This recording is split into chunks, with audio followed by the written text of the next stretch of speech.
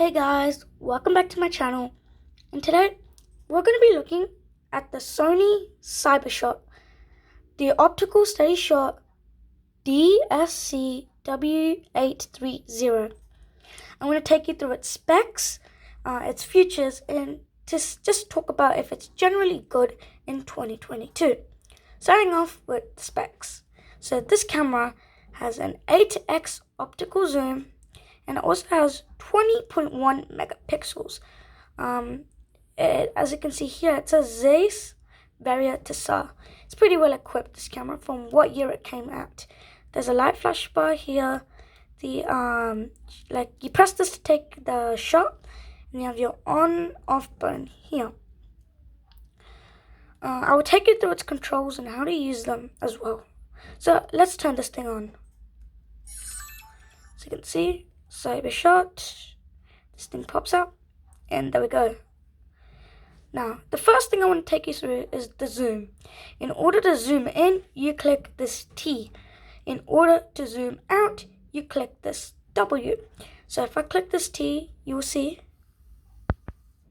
that it zooms out. If I click the W, it zooms in. So that's like the main thing you should know. The zoom. It's pretty simple if you think about it. The next thing is how to access your photos. To access your photos, you will click this little icon right here. So if I go ahead and click this, as you can see, it displays the image that I took. I just took a random image to show you guys as an example. And if you click that again, it takes you back to the main display. The next thing is this little display thing on the circle. It says DISP. If you click this, it gives you options. It says display setting on or off. So I'm going to click that again. So you can keep it on or off. So if you want to see, so on, if you keep this on, it shows you all the information that includes the battery and some other information. But if you go to display and select off, as you can see, the screen has no information except for this, a little icon. So I like to keep the display setting on. And oh yeah, I forgot, if you want to maneuver around the camera, this is kind of like your up, down, left, and right buttons. Self-explanatory. Okay, now that we've got through the display, I'm just going to keep it on because for me, I find it better if it is on. The next thing is flash. So if you want flash, you have to click this icon right here. And here you can select flash off, synchro flash, flash on, or flash auto. I'm just going to keep the flash off for now. Okay, now we have this little timer button at the bottom. This is essentially what it's like a timer. So if you select it, there's going to be a certain time, for example 10 seconds, and after that 10 seconds it's going to take a shot. So if you click that, you have many different options. So you have self timer, 10-second timer, 2-second timer, self portrait 1-person timer, and self portrait 2-people timer. So as you can see, it's got lots of options. So I'm just going to put the timer on off. There we go. And lastly, on this little circle dial, there is smiley face. If you click the smiley face, this is it's like a searching for smile. So when it automatically detects a smile, it will automatically take a photo, which is pretty well equipped there. It's pretty good if you don't want to actually take a photo, but it detects the smile. So yeah, but I'm just going to turn that off for now. Click that button again. There you go. And next thing is this menu button. Now this is where all the goodies are. So if you go ahead and click this menu button, it shows you many different options. So there is intelligent auto, program auto, picture effect, and scene selection. I normally keep it on intelligent auto because it automatically selects the best thing for the environment it is in. As you can see, it says here, adjustment with automatic settings. I don't normally use program auto nor picture effect. You could use that to, like, shoot soft high key, partial color, pop color, and toy camera. I'm just going to keep it on soft key.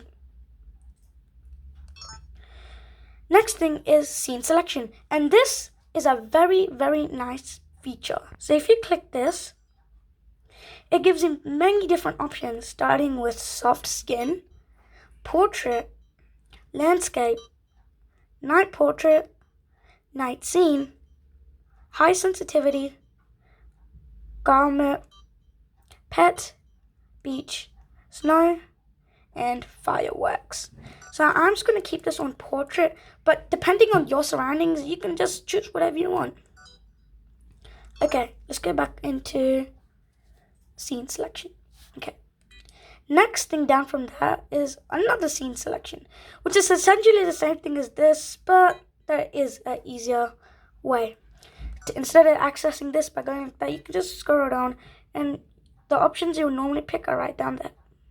Next thing is easy mode, and if you turn this on, it says here, increase font size, simplify menu for basic use. So if you're finding all this interface a bit overwhelming, then this mode is for you, because it simplifies the whole camera and doesn't make it as complicated.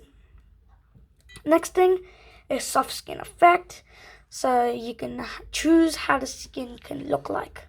After that is just the still image size, and after that, that's pretty much it for the menu. So to close it, you just click there. So as you can see, it's pretty well equipped at that thing. Oh yeah, and the delete button. So if you go into your images, so as you can see, the same image, and if you click this little bin icon, you can delete this image, multiple images, or all images on this day. Now I don't want to delete this image, so I'm just going to click cancel. Let's go back. And the last thing is just this little bar here. This little bar is going to choose if you want camera, panorama, or movie. So if I flick this to the middle, sweep panorama. So you sweep the device like this, as you can see here.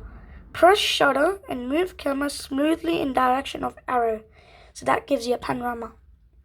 And then the next thing after that is your movie key. It's 720p resolution, so that shows your resolution, and yeah, that's pretty much it. So I'm gonna switch that back to camera now.